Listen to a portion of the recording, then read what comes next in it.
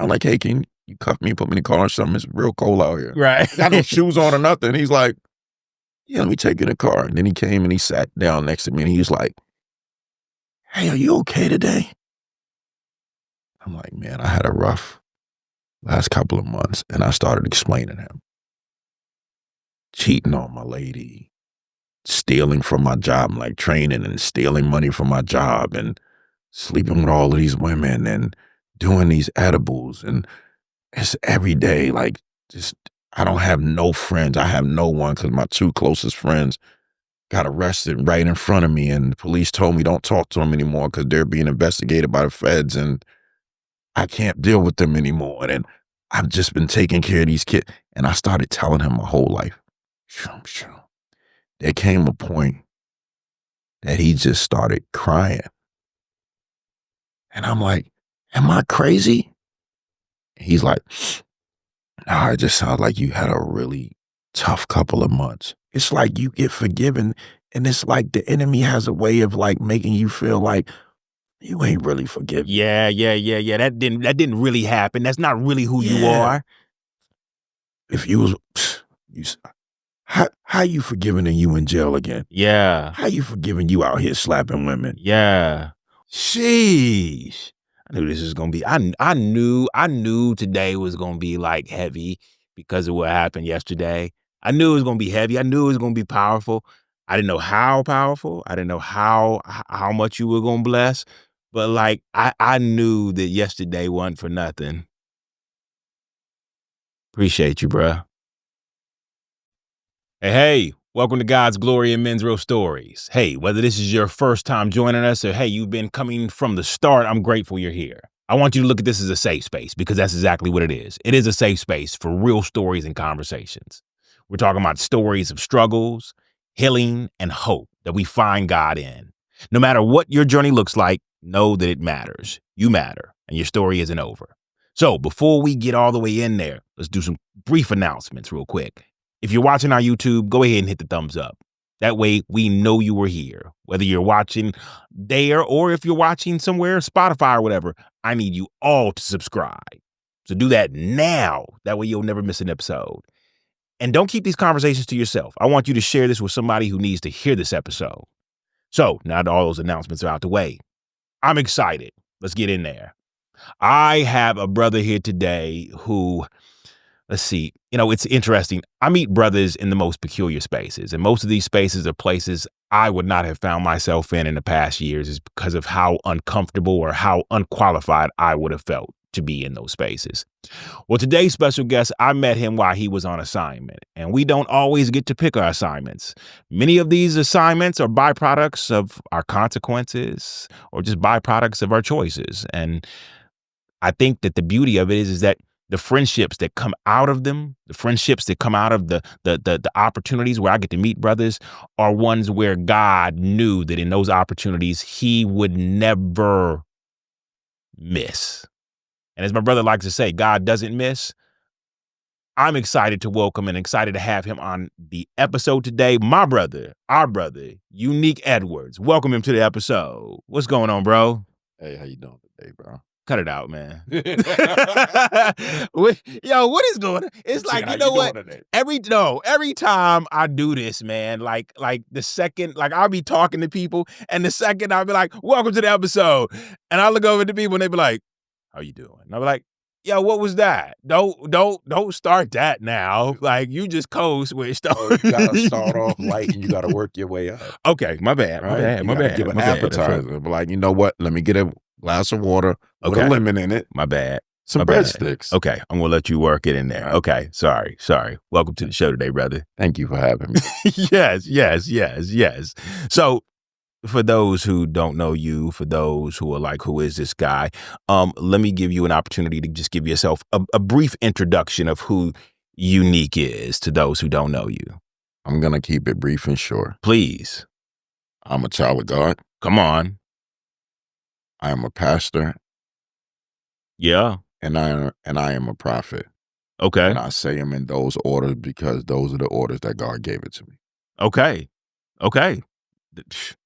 And tell me, ooh, man, you just gonna kick it. So now that you've introduced yourself, can we jump right in there? Absolutely. So what does that look like as a pastor and prophet? Did I get in the right order? Yeah. Pastor and prophet. So the son part is always important because the son is always remembering who I am Right. and whose I am. Okay. Right? So that's an automatic. The pastor piece is something that has been spoken over my life since I was a boy. You was going to preach. You was going to preach. You're a preacher. And no matter what life looked like, no matter what I was doing, no matter if I was in jail, on the streets, no matter what I was involved in, that's what I was meant to do. Yeah.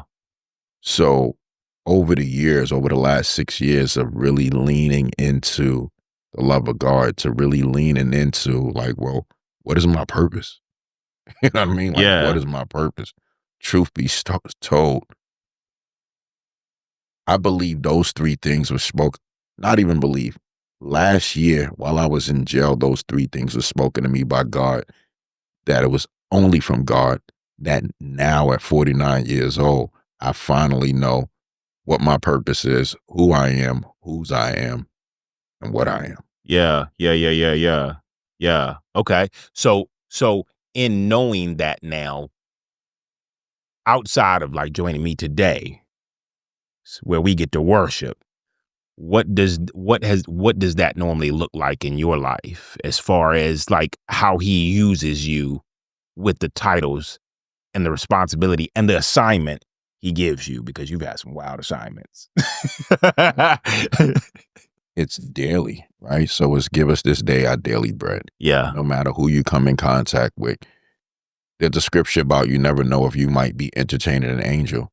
However, on the flip side, you never know who they're only going to see the Bible through you. Yeah. So whether I'm in an occupation, whether I'm standing in line at Walmart, I'm on assignment. Everywhere I go, the biggest thing I can do at the end of the day is, did I get in touch with everyone you wanted me to get in touch with? Yeah. And there was an opportunity that I stewarded that moment well.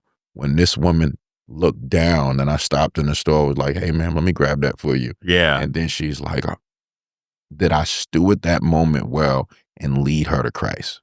That's good. Not just invite you to a church service. Right. You know what I mean? Like, hey, I go to this church. Yeah.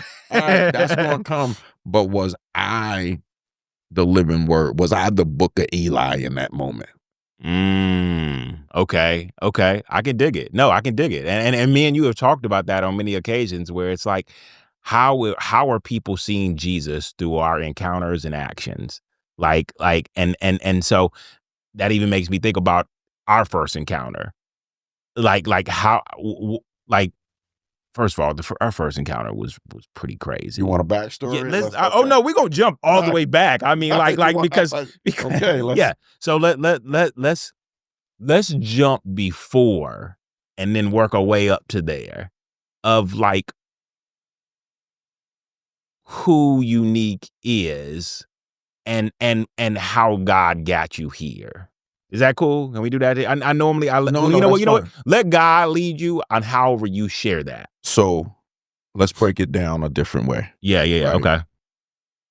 Last night I'm at revival night at my church, and we're doing, not my church like it's my church, but the church that I belong to, that I'm a citizen of, right? Okay. That I'm in partnership with. Yeah. Place I love. Forward City Church, 706 Two Notch Road, Columbia, South Yeah, Carolina. look at Travis him. Green coming through. So I love it. so this is the thing. I didn't believe in God until March 2019. My mother, my father in ministry, choir, church, as a kid, making me go to church. But I'm going to go to church. The music is banging. I'm like, oh, pastor, get up there. I'm going to sleep. Right. So I was forced to go do something, but I have no belief because of proximity. Sometimes you see people, right? You're watching people. Yeah. And because people are imperfect, it gives you a different understanding of who God is. That's why the Bible says you have to know him for yourself, because to know people and not know God, you're going to be all the way confused. Right. So long story short, from the age of 11 to 33. I spent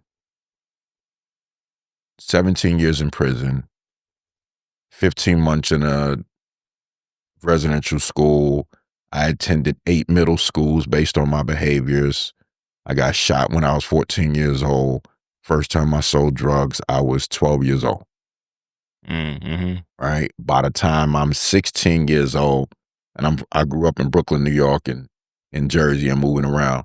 By the time I'm 16 years old, I'm living in Massachusetts by myself with a backpack with weapons and drugs, Mm. ready to live a life. But that's a backstory. Reality is, I went through all of these things in life, and God led me to a moment where I didn't feel nothing. It was years and years I felt nothing. We're talking 20 years of not crying, not really being emotionally connected to anything, but thinking about things. You know what I Mm. mean? How do you love? Okay, you be nice to them, you take them places, you smile in their face, whatever. Right. It's how you love. Right. You know Right. what I Right. mean? Right. Right. No, it's a feeling. No. It's You know what I mean? you saw it as an action. Right. Okay. Old school Nintendo to get the extra mans for Mario, right? It's like up, up, down, down, left, right, A, B, A, B. Right. Right. Right. This is Right. how you This do is it. how you do it. Yeah. Yeah. Right? Okay. Look, I got 100 lives. What do you mean? Right. So fast forward ahead, in 2019, God awakened me when I was in a very vulnerable position. I had been with my kid's mother at the time for 4 years, and the relationship wasn't good at all, right? We're talking 3 months into us being together, and I done gave up my place and moved in with her, and I'm like, what did I do?" You know what I mean? Mhm. So from that moment on, it was like we was at war. It was like War of the Roses. But the reality is I wasn't a good leader. I wasn't a good man. I wasn't a good anything, because only thing I was about myself, Yeah. right? So But I would say that like people looked up to you. People didn't overlook you. So it's not always about whether you say we want a good leader, but I would say that people looked up to you. I mean, depending on how they saw you. yes, people looked up to me, whether it was me doing the wrong thing or the right thing. Because reality is, I came home from prison 2010, February 1st. Going back further than that, I took a 6 to 8 jail bid for a drug charge I didn't do, because I had that code of the street, like, oh, I'm not telling on nothing. Yeah. Oh, you don't have, I'm not. And I took the time. And it was during that time that I realized that, yeah, I can't do this anymore. I mean, like, I can't. The only way to beat the system is to not be in the system. That's good. So February 1st, 2010, I come home. I go into college. I go into let me apply for college. I start college September 2010. I'm sitting in a classroom outside of prison for the first time in 20 years. Mentioned I got shot at 14 years old. I got shot January 5th, 91. December 1990 was the last time I was in a regular classroom. Mm. So I go in there. 20 years later, I'm sitting there, never even spent a day in high school. I got a GED in 1994 in prison. Wow. So now I'm in that classroom where I felt like the dumbest person in the room, because you come out of high school, you this, you this. I'm sitting there just finished doing 6 to 8 years. I'm on parole.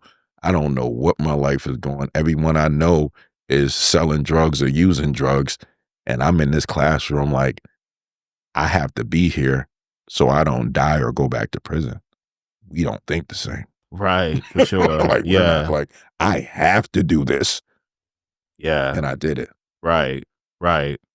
So the reason why I go back to that point is because from 2010 to 2009, 19, it's not like I was in the streets and I was doing these things. That life had been passed behind me, but my mindset was still the same. The way that I dealt with people was still the same. Yeah. My loyalties were still the same. because I had no conviction. I can do anything. I can Yeah. sleep with any woman. I can do anything because there was no higher power governing me. So in I my see what you're eyes, saying. I'm right Yeah. on everything. Right. And then a lot of times what you do is you align yourself with people who think the same. Yeah. You Yeah. know Yeah. what Yeah. I Yeah. mean? Yeah. Like, The echo chamber. yeah. And with me being, yeah, I'm no longer in the drug game, but the people who are closest to me respect me because they like, man, you got out of it. You never told. Oh, you was this, you could do this. And now look at you. Yes, lost. Look at me, Mm. lost. But they didn't see it. They didn't, or you didn't project that you were lost to them. You just kind of like concealed the idea that, yeah, it looks good. Yeah, I never did any of this stuff, but I feel just as lost now because I feel like you being separated but having the same patterns and the same mentality. It was like, okay, I carry all this stuff here, but it doesn't align with the life that I'm living sitting in a classroom right now. Correct. One of the things that I knew, I didn't know how to be a man. I'm just trying to figure it out. Back in 2015, I joined Masons, right? Okay. So I joined because I had known that my father had been a Mason, and I'm just trying to figure it out. Mm-hmm. I go through the rituals, whatever the case may be. I make it in there to the point that now I'm the secretary of the lodge, but I don't think like everyone else. So even in there, I'm sitting there and I'm like, so here it is, we having these meetings about nothing. And it seems like this is just a thing that, okay, so we're just an organization and a lot of y'all are just using this time to put a tuxedo on and cheat on your wife. Yeah, this ain't it for me. Like, damn, this is not gonna do it for me. Well, they not gonna like that. Well, but I mean, okay, truth, Right. and I've never been a Mason, but I, yeah, I've been a part of an organization where it sometimes you start to question like, is this what the work looks like? Uh, So yeah, I get you. so I I needed something to help me mature because although you say what you want at 16, Hmm. I'm doing illegal things, but I have people working for me for 15 to 34 years old, Hmm. right? Because I think I'm actually going to think and I'll actually respond accordingly if things went a different way. Right. But that wasn't making me a man. I was just surviving, surviving, surviving, surviving. Yeah, but okay, so and I always think that people are always like, well, what does a man look like? And I would say that based on the culture and the climate they're in, manhood is shaped by what that climate says it is. Exactly. And so in your case, based on the people that were around you and your echo chamber, you were the man. Correct. But it's all about how you look at it. Like okay, like if that's what dictates whether you're a man or not, then what would it look like to not be in that climate? And does that still make you a man if you step away with all of the patterns and the understanding you have of that climate? Like, so what does a man look like now? I'm sitting in a classroom. What does a man look like if I don't ever go back to that actual space where I've thrived in according to the streets? Well, this is the thing. Over the years of God finding me, like we're talking, I was a guy who never did drugs, smoked weed, and nothing. Life got so overwhelming for me. We're talking it's 2018. I'm in my 40s, and I'm like, I'm gonna smoke a blunt. I'm gonna do an edible. I'm sitting in my car on the passenger side, 3 o'clock in the morning, and it's snowing, and I'm smoking a blunt. And anyone who knows me, people found out afterward, they was like, I would have known something was wrong to you. For you to be smoking weed out of something is absolutely wrong. Mm-hmm. And in that moment, God finds me. It's like the snow stopped and I'm, what, what is going on? Mm. Right? Because, you know, not for nothing, my mother loves this. We laugh about this all the time. My mom used to talk to me about God, and I'd be like, Mom, show me 2 people who seen God. I'll show you 3 people who got unicorns in their backyard. On your mark, get set, go. Oh,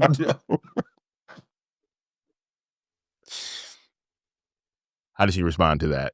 Get off my phone. I love you, Yeah, mom. yeah, yeah, yeah, yeah, yeah, yeah, yeah, for sure, 100%. Yeah, yeah, yeah, All yeah, right. yeah, yeah, yeah, But she loved me. for sure. And she prayed for you, I'm sure. Absolutely. Yeah. She not only not probably, she prayed for that moment to happen. Exactly. So it's even now, it's so like, she's like, I can't. It's not even that she can't believe it.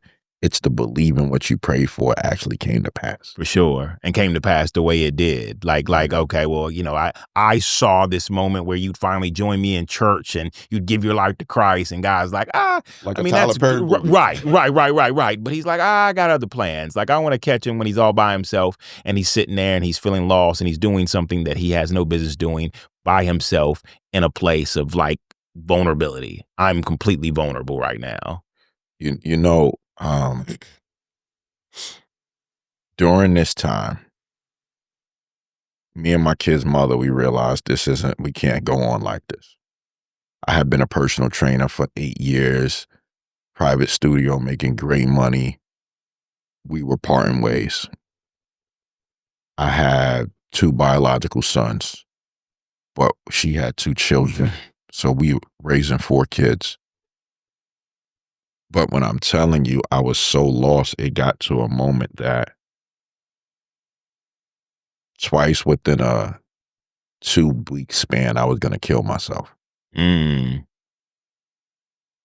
Well, okay, so I gotta ask, what led you there? Like, what was it that was going through your mind? Because I you know, I recognize that men. I mean, we've just gone through a situation where a young man, it was part of an NFL team, Yes. saw that he felt like there was no other choice. He got down to the end or lost hope in a lot of areas of his life, even though some people could look at his life and be like, bro, you got everything. I mean, like you're doing what I always want to do. But none of that dictates what's going on inside of the mind of a person where they're beginning to have those ideations that say, it's not worth it. I don't know why you're still here. I don't know why you're still doing this. You're not the man for this. You don't deserve this, or whatever might have been going through your head. And I think a lot of those thoughts go through our head. And the second we begin to agree with it, it's like, got him. Got him. Well, We agree with that. my Okay, so look, before we jump back into the conversation, I want to ask you a quick favor. If these conversations have encouraged you, challenged you, or simply reminded you that you're not alone, would you take a second to subscribe, like, and share this episode, all right? Every share helps us reach another man who may be struggling silently and needs to hear that hope, healing, and freedom are still possible and found in Jesus Christ. And if you'd like to stay connected with everything happening around God's glory and men's real stories, visit our website where you'll find past episodes, podcast updates, merch, and resource designed to support men on their journey towards healing, freedom, and a deeper relationship with God. Thank you for being part of this community. We don't take this support lightly. Now, let's get back to the conversation. life, I spoke about not feeling things over years. Well, what happened is with me now introducing marijuana into my system and I was doing edibles, I started seeing things that that's probably always been there, but I never locked into. I started feeling things. I couldn't sleep because when I would sleep, I would see all the people I hurt. Person at the Mm, person at the person at the person at the person. I felt like my life had no meaning. And the children was just like pretty much an idol for me. The children was, well, if I'm with y'all, I can, but then y'all go to bed 8:30. Now what am I doing? right. Over a 60-day span, I had lost maybe 30 something pounds because I was only sleeping about 4 hours a week. Sheesh. Still exercising. I'm not really eating. I'm making oil with the pancakes for edible. So that's what I'm eating. Pancakes, edible, edible, edible, edible. And I'm still training. So now I get a group of people to train and I'm now lights, action, go, move On both around. Yeah, sides, let's go. yeah. Me and my kid's mother, we were going through it. So a lot of times she would just come home and spend her time in the room depressed. And I'm taking care of the kids. But what got me to that moment is I felt that I had let everybody down in my life. I looked around, I looked at my mother, my father, my sisters, anyone. I'm like, I had really let everyone down. and I've destroyed a lot of people. I don't deserve to live. Not only did I feel like I didn't deserve to live, there came a moment that me and my kid's mother wasn't together, but we were living together still. And just one day I'm like, I gotta get out of here. And I just left. I just left. And it's a lady named Dolores Moore who was like one of my mothers over the years, who another prayed for me since I'm 15. I went to her house. I'm like, she's working at the school in Pittsfield, Mass. And I'm like, Mom, I need to come home. She was like, you go get your stuff, come home. But even there, I was so remorseful for people I hurt. I felt like I didn't even deserve to be warm. So I wouldn't even get in the bed. I would sleep on the floor. I would lie down on the cold floor. And I'm like, I don't deserve to be warm. Mm. Like, why would I deserve to be warm? Like, you know the stuff I've done to people? It almost, to me, it almost correlates of like, I don't deserve love, and warmth is a love that I don't deserve. And so I'm going to lay here in the coldness of life of like, I don't deserve hugs. I don't deserve to be acknowledged. I don't deserve. Yeah. It's crazy how that snowball effect of your thoughts begins to tell you that like, you don't deserve anything. Like you've done some of the most heinous things. And when you see yourself in that moment, in those moments, the lie begins to feel very much like it makes sense. Like I don't deserve it. Like I don't deserve to go. Like I'm and this sounds, I resonate with this, and that I remember those moments and those times where my sister would talk to me on the phone at night, and I would even say like, I don't want to keep doing this. I'm tired. I can't fix all that I've messed up. I can't respond to all the people I've done wrong. I think it would be easier for me to just go. That way I don't, in a way, almost like I don't have to be accountable for all that I did. Mm. And so I was running from accountability in a way, and I don't know if that was the same with you, but running from accountability because I didn't see a way of like fixing, responding, apologizing, owning all that I did. It was too much. It So was I so was much. apologizing. It's like I went on an apology tour. Right? Like literally. It's like when you listen to people who go to AA, they be like, hey, you're making amends. I was apologizing, like, hey, I did this to your dad before. Hey, I did. And I was just apologizing to everyone Mm-hmm. over everything. And one of my close friends, Eddie Taylor, he says to me one day, he was like, people have done things to you too, and you forgive everyone. When are you going to forgive yourself? Mm. I don't deserve Yeah. it. I knew that was coming. I knew that was coming. I was like, I know what he's about to say. I Yeah. don't deserve that. And during that time, not to get caught up there, that time put me in a place that only God could have found me. Because even when you talk about fixing it, I couldn't figure out how I could fix all of these things that I had done. And Yeah. that's what was driving me crazy, because it's like, you give me a problem, okay, let's start knocking out the solutions. Right. But no matter what, I couldn't figure it out. Right. And the enemy is very strategic because he twists things, right? Yeah. The reality is, that is a truth. I cannot fix it, For sure. but God can. For sure. You know what I mean? But at that time, though, you weren't even seeing God as who he was. And so it was all in your strength. It was for you to fix. It was for you to figure out. So when you don't see God as a father who you could run to with the broken toy and say, hey, look, I want these, it's damaged, then you're stuck sitting there with the pieces and you keep trying to push them back Facts. together and like nothing happens. And so you're just like, well, this is crap, man. I can't do anything else with this. So I might as well throw it all away. Even me, right? Throw all of it away and throw me away. Yeah. The most important thing about that time, and I won't get into all the details, but it led me to a space that I knew that the town I was in, I had to get out of there. Right? And on a whole nother story, I'm at the gym one day working out. It is March 5th, 2019. I'm at the gym working out. I got to get out of here. I leave. I drive to where I was staying at my other mother's house. I couldn't get out the car. I start driving. So the nearest town to get out of there to go to the airport would be Albany, New York. So I stop at this store, and his wife, my wife now, she wasn't my wife then. We were just friends. I pulled up at the store. And at this time, I had just had this experience 2 days ago that now I realize God is real. The And one in the car. yeah, and now Okay. I'm still, now everything looks different. Couple reasons, because I'm seeing things spiritually, but I'm also still taking the edibles. Now to the point when I'm not smoking a blunt, but I have this weed pen and I'm smoking the weed pen, right? Right. Eating the cookies.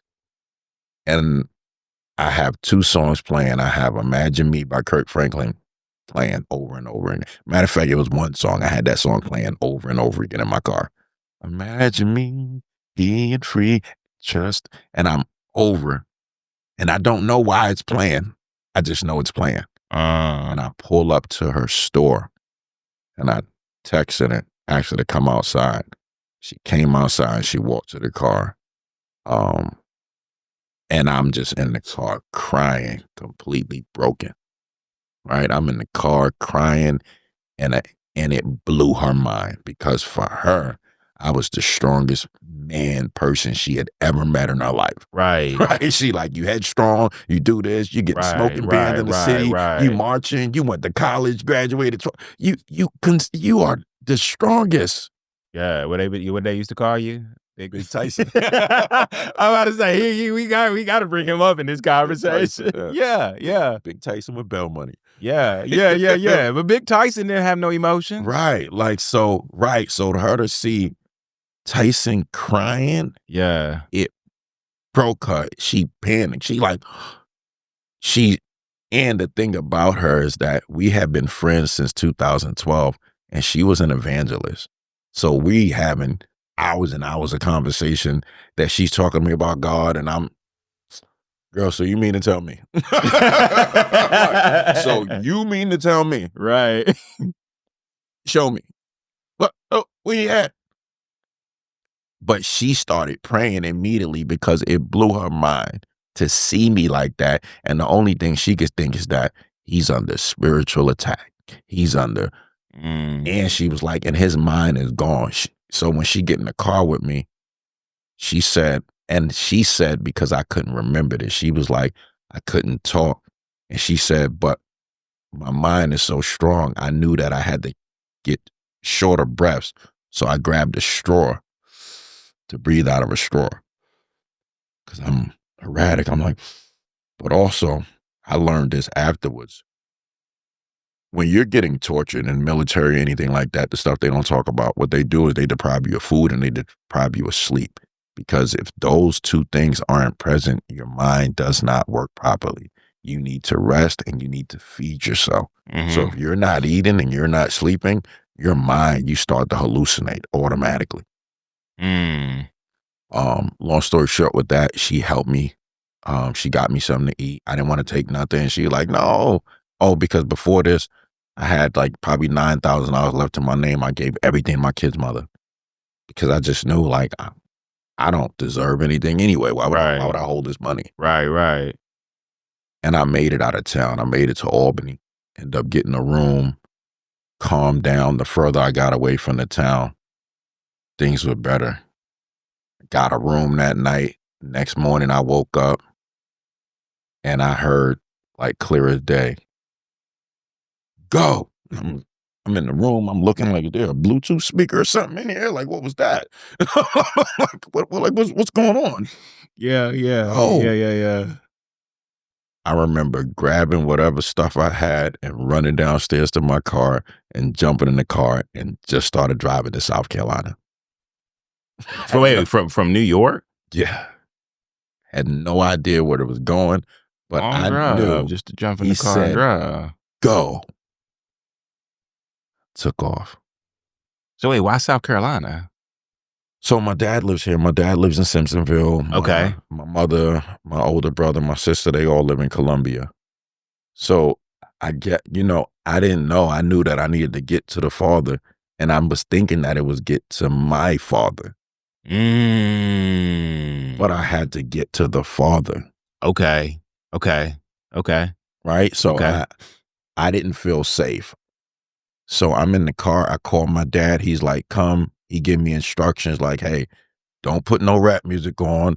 Now, I don't realize at this time, but the reality is, and not to go in another direction, you have to be careful who's feeding you. Yeah, 100%. Come on. Okay, Right? so wait, hold on. That makes me ask then. Was your father a believer? Was he what? My father preaches and everything. Okay, okay, okay, okay, okay. So he knew. Okay. All Yeah, right. I Yeah, didn't yeah. know. He He's told you because that's a long ride. And so the fact that he uh, told you not to put on any rap music, he didn't need you to be programmed over 10-hour right, drive or whatever. Because yes, I can't speak enough about that, of how like rap music can literally like just begin to reprogram you. Of right. like, especially if you were already programmed according to it. Yes. I thought, no exaggeration, I had talked to one of my friends, Vern, at the time, who lived in upstate New York, and I was telling him, like, I gotta get to my dad because I've been programmed, and he's the only one that can deprogram me. Right. Mm. Then I'm like, I think I'm schizophrenic. Like, literally, I'm talking like, yo, I think I'm schizophrenic because I can see everything. And he's like, what do you mean? And I would just start rapidly talking, Silent Beer, Rainey's, something on air, and I start reading everything, but it's like everything in my mind, it was just moving like 1,000 miles a minute, Mm. like supreme survival mode. License plates, everything had meaning to me. I could see the same number over and over again. So my mind was just blown. Right. All my mind was being blown away and being made over again, and that was just a part of it. Mm. You That's know what I deep. mean? Like, Yeah. right? I make it from Albany to my dad's house in South Carolina. I won't even get into the details of the story, but I got pulled over twice. At one time, I get pulled over in Rydell, North Carolina. By the time I get pulled over, I have nothing in the car because I've given away everything. I Damn, have what you mean giving away everything? Like, what'd you have? I had clothes in there. I had jumper cables. I would pull over and see somebody that needed their car jump. I would help them and I'd keep it. I had a suitcase with clothes. I would have something to eat. I see a homeless person. I would just give it to them. God told me to give away everything. Mm. Like Mm. give it. Okay. Is it a possibility that he told you to give away everything, but he didn't actually mean the physical things that were around you? I We don't didn't know. get there. I'm No, no, sorry. no. I'm jumping ahead. My Well, bad. no, I'm just sitting here right, like, wait right. a We minute. didn't get there yet, right? Okay, But my absolutely, bad. I'm like, make me over again, yeah. right? I'm like, okay. I'm my bad. I'm bad. You I'm jumping right. ahead. I'm like, man, that's deep. Okay. We talking now. Think about it. We're talking. It's day 3. It's Saturday. I found them. Sunday, Monday. Now it's Tuesday. So we talking. This is the 3rd day. 10 o'clock in the morning. I'm starting this journey. Mm. So I don't know yet. But, he's a For good sure. For father. So sure. 100%. whatever he's telling me, it's gonna come around one way or Sure. another. So I'm 100%. I'ma process it. Imma do it this way, but he gonna do it his way. For sure. For sure. Right? 100%. So the first time I get pulled over, police car pulled me over. He like, "Hey, are you okay today?" I'm like, "I think I just found God." He was like, "Okay." He was like, "Hey, can we" so I have blue pajama shorts on and nothing else. You ain't got no top or nothing on. Nothing. Okay, yeah, we getting you out that car. And then he's like, "Why?" He was like, "Why were you driving so close to that 18-wheeler?" I didn't see it. Oh, You know what I we mean? definitely getting you out that car. Sir, Right. could you step out, So please? he's like, "Could you get out the car, For please?" "Absolutely." sure. I'm like, "You wanna cuff me up? And you wanna pat me down?" He's like, "Nah, I don't think you have anything on you." Right, I'm like right. so other police cars come. I'm like they like, "Can we search the car?" I'm like, "Sure, ain't nothing in there. You park it right there." I'm like, "Hey, can you cuff me and put me in the car or something? It's real cold out here." Right. I got no shoes on or nothing. He's like, "Yeah, let me take you in the car." And then he came and he sat down next to me and he was like, "Hey, are you okay today?" I'm like, man, I had a rough last couple of months. And I started explaining him cheating on my lady, stealing from my job, like training and stealing money from my job and sleeping with all of these women and doing these edibles. And it's every day, like, just, I don't have no friends. I have no one because my two closest friends got arrested right in front of me. And the police told me don't talk to them anymore because they're being investigated by the feds. And I can't deal with them anymore. And I've just been taking care of these kids. And I started telling him my whole life. Shoo, shoo. There came a point that he just started crying. And I'm like, am I crazy? He's like, nah, it just sounds like you had a really tough couple of months, but you're not crazy. And if you had a suit on right now, you would be the smartest person I've ever spoken to in my life. And when I go home and I'm sitting with my fiance and drinking a beer, she is not going to believe anything that I'm telling you, that you're telling me. And I'm like, let me ask you a question. Is that sign real? And he looks at the billboard sign and it said, it's okay. Jesus loves you. He like, yeah. I was like, could you read it to me? Cause I'm like, Right, right, right, and he right. read it and then he started crying more. And I'm like, Sheesh.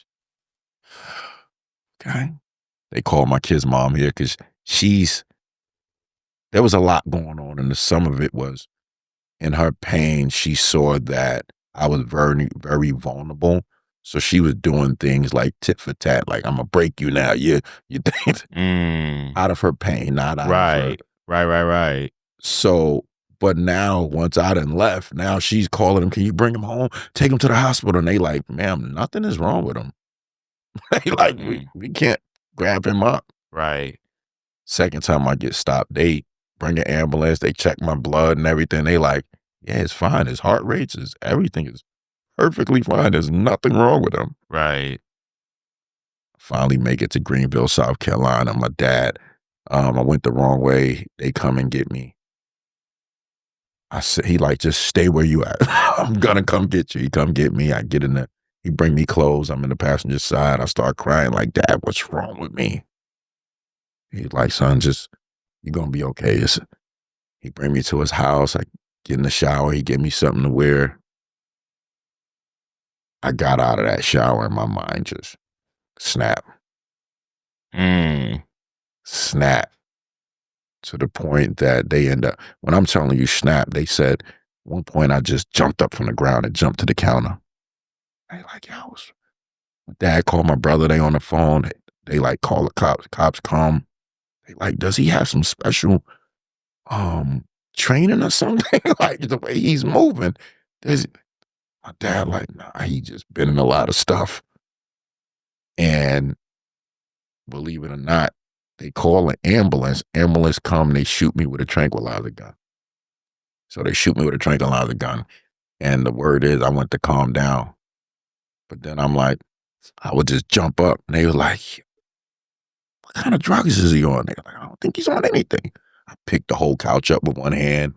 I'm just like, I end up screaming at my dad because he was talking. And it's like, what I had to realize is that a lot of time we hear God's voice, not from God's voice sometimes. Sometimes my father's voice to me, so he would talk, it would sound like something that God had been communicating to me. So I'm like, shut up.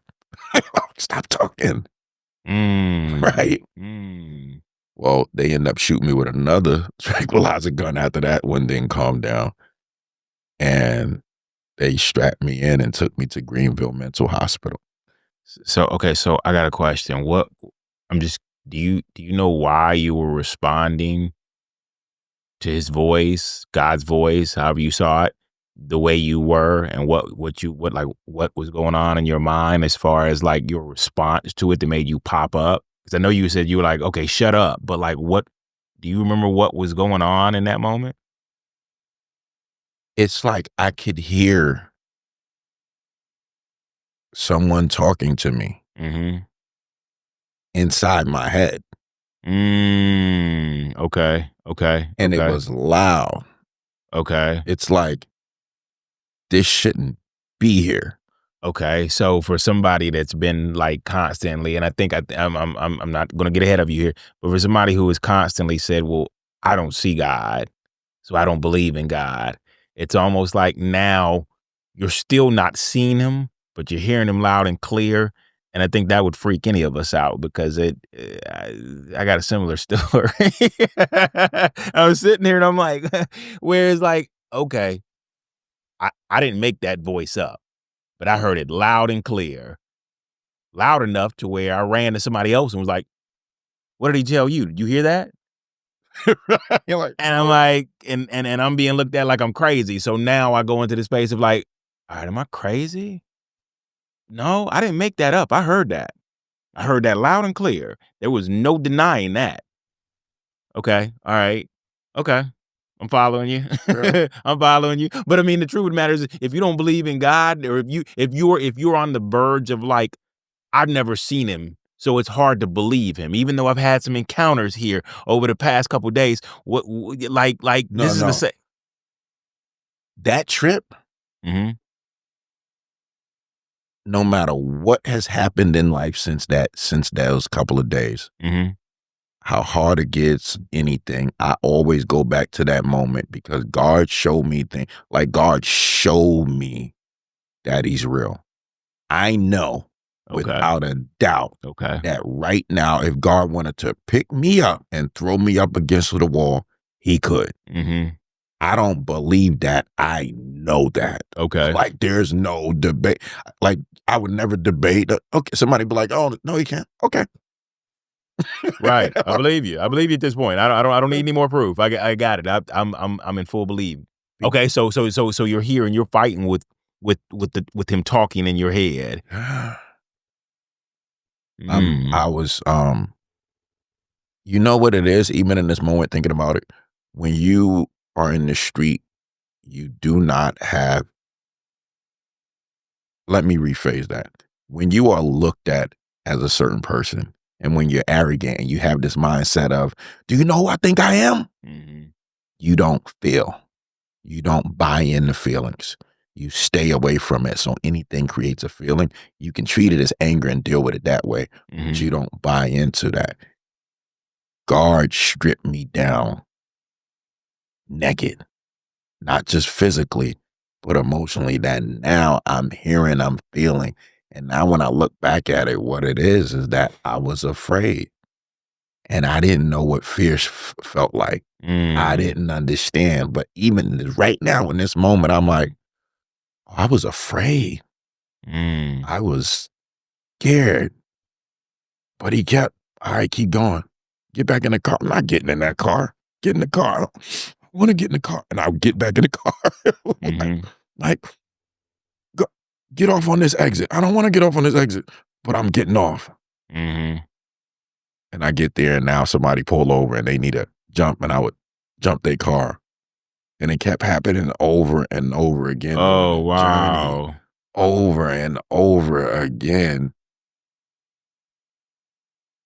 It when people talking about God, like, hey, no, no, I'm like, no, no, I know him. I don't, not a pastor, Mhm, not a Bible, mhm, you know what I mean, mhm, not a mhm. cross. Right, right, right, right, He like, hey, I need you. Come with me. right, right. I was the fisherman. I'm out here fishing, man. I'm Yeah, trying to get this money. Gotta get this fish. We're gonna get this fish up. We're gonna have a right. fish fry. And he like, hey, I need you to come with me. Man, all Yeah, this, all this tilapia and salmon over yeah. here. And yeah. His calling was way louder than everything else that was going on, so it made you couldn't focus on everything else because his calling was so loud. It was just like, "Yeah, it's time to go. And it's It's time to frightening. move. It's time to go off here.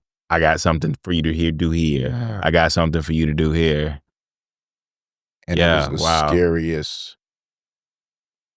it was the scariest thing ever. To the point, I go to the mental hospital and people who know about mental hospital stuff, um, something like that happens, generally they're gonna hold you for 7 days. In 2 days, they let me go. Okay. Okay, why is that? They signed me out. They said I was fine. Mm, Like, so 2 days. So I get there on a Wednesday. On Friday, my father, my stepmom, they come get me. They like, hey, go see a psychiatrist after that or whatever. But Okay. what happened is when I was in there, all I did is sleep and eat, right? They made sure I ate. I was eating vegetables, fruit, and I was eating, and I was just quiet. Mm. Um, So in most cases to them, they were like, okay, maybe this is all he was lacking. yeah, Maybe he was just tripping because he lacked sleep and food. And like you said earlier, like when you don't have sleep and food, your mind begins to. So uh, from a worldly standpoint, when they see you eating and sleeping, it's like, oh, right. this is what this guy's been missing. Okay, all right. The There's doctor nothing really. basically said that I was trying to kill myself without knowing that I was trying to kill myself. Mm, You know what I mean? By me depriving myself food mm, and not sleeping, I was systematically torturing myself without purposely torturing myself. right. Because understand, people forget. People be thinking the enemy don't have power, but the enemy can prophesize too. Demons speak in tongues too. So while they have, I'm like, why is God marking him? Why is God not allowing us to take him out? Something must be special about him. We got to try to get to this one. Yeah. You Yeah. know, Yeah. so, The whole part, I mean, listen, the whole point, I think people forget it sometimes. The whole point is to steal, kill, and destroy. And if they can kill you, if they can get you to kill yourself, then job's done. Like that's the whole point. Let me get in his mind. Let me get in his life. Let me infiltrate what's going on around him and get him to destroy himself. so not only did it not work then, it'll never work. And it's never gonna work. Well, not for you. Not for No, you. it's never gonna work for me. Okay. Um, That man said, man, listen, that man said it's never gonna work it's for never me. gonna work for me. Okay. It's never Why no, gonna why is that? Because I because of the mean, relationship. You know, last night I'm at worship night and I'm constantly, I think yesterday we was talking mhm, and I'm constantly reminded that he's always with me. mhm, Always. Right? Like it's right. not like bathroom, sleep, at Walmart, no Yeah, matter what, I can never get away from him. So if I know who I am and whose I am is the most important. Who I am, like that's nothing, right? That's right. like Right, I'm right, only right. who If I you're not am because he said because this who I right, am. right, Right? Like, because if right. he Yeah. changed his mind Yeah, and yeah. say, hey, you know what? You're a farmer. Okay, I'm a farmer. You're a duck. I need you to quack all day. Then I'm quacking. Right, But the most important part is whose I am because I know who I belong to. right. I know who's with me. You can't do anything to me. You can do the best you can. Yeah, You can hurt me. You can scare me. You can do whatever. But at the end of the day, you can only do what he allows you to do, just like they did to Job. Steve, And you that's see real. how that That's played real. out. Yeah, yeah, yeah, yeah, yeah. He took everything he could. He couldn't take his body. He couldn't kill his body. He couldn't kill him. At all. You can try because God is like, no, you can't kill him because he's not yours. He's mine. Yeah, I mean, like I yeah, belong to God.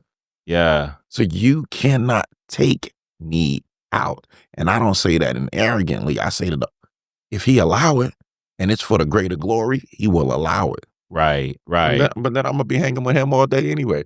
Me, Michael, and Paul gonna be running around having, yo, David, yo, what up? What we doing? What we doing? Yo, we about to go see God again.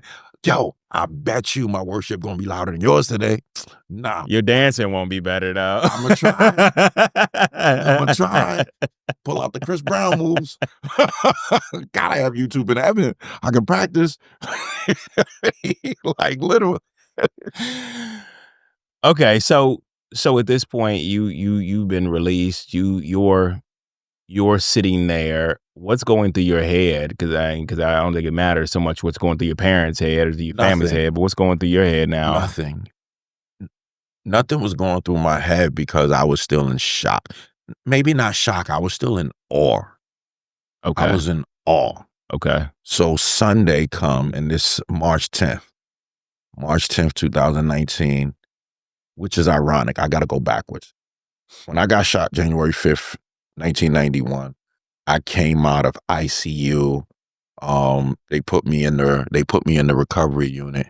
And on January 10th, 1991, my mother had some lady come to the hospital. She like, we got to get him saved right now because, you know what I mean? At least we know he get. he's going where he's going. So I need you to repeat after this, Romans 10:9, confess with your mouth, believe in your heart. I don't, okay, mom.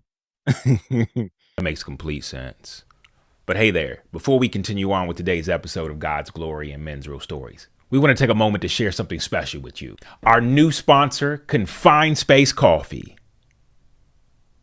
Are you looking for a coffee that fuels your heart and uplifts your spirits? Well, look no further. Confined Space Coffee isn't just your average brew. It's a handcrafted blend designed for those who seek connection, inspiration, and a good coffee to sip while sharing stories. It's made from the finest beans sourced from around the world, where every cup is a testament to hard work and dedication, perfect for you, our listeners, who appreciate the beauty in every step of the journey. At Confined Space Coffee, they believe that great conversation and deep connections often happen over a warm cup of coffee. Whether you're getting ready for a long day or winding down and listening to a powerful conversation on our podcast, their coffee is there to accompany you. So here's the best part as a special offer to our listening community. You can use the code GLORY, capital GLORY, at checkout to receive 10% off your first order. That's right, experience the vibrant flavors and rich stories waiting for you in every sip. So why not brew some Confined Space Coffee today? Gather around the table, share your own stories, and let the warmth of great coffee bring you closer to those you love. Remember, brewing coffee is an art, and at Confined Space Coffee, they're dedicated to making every cup a masterpiece, while bringing attention to the dark, confined spaces we find ourselves in that bring us closer to God. Now, let's get back to today's episode. Remember, whether it's sharing God's glory or exploring men's real stories, great coffee makes everything better. Thanks again for tuning in. Hey, look, I'm not mad at Mom. Like, she's like, look, I can't control what he does, but at least I can control where he's going. Like, and I don't see him living long, so we got to make sure he goes to heaven. Like, I love that because I think that's how my mom is when it comes to like, do you know where you're going if you die? And if you don't, and if I don't, then I need to know where you're going. So we're going to make sure you do this. And yeah, no, it's real. But you know, the craziest thing is that I often say is that the concept was right, but the application was wrong because it takes two parts. You can't just confess with your mouth. Yes. You have to come on in your heart. Come on. And you know what? I think that is so overlooked because I said it one time. I said, you know, I can't throw my son, I can't throw my kids at the feet of Jesus if they don't believe in their hearts. They can say it all day long. I want that to be a decision they make where they say, I believe in my heart, not my dad believes in his heart. I believe in my heart that Christ died for me. As a sinner, I believe he died for this sin that's in me to set me free, to allow me to be able to spend eternity with him. And if that's not something I truly believe, then I'm just talking. I'm just saying it with my mouth. Blowing in the wind. Yeah. Yeah. And that matters. Yes. That matters. I think that's why even people, get baptized again as an adult. Because the original time, it was like, oh, I did this because they told me to. I did this because they wanted me to. I mean, my mom was really happy when I told her I would finally get baptized. So I did it for her. And it's I did it for my wife. Yeah. So I think there is something to having that moment where you're like, I'm doing this now for the relationship I have with Christ. And I want to be bold about that walk with him. I've given him my life. Now I want others to know that I've given him my life. And I want to make this public declaration. So I think that is a moment where you decide and not others decide for you. Every time. Yeah, I love it. Sorry, I went on a tangent. No, I love it. So coming back to the 10th, so March 10th, my stepmom, she take me to a church in Greenville. It's called Relentless. The pastor John Gray, that's not important because I didn't even know who he was. Okay.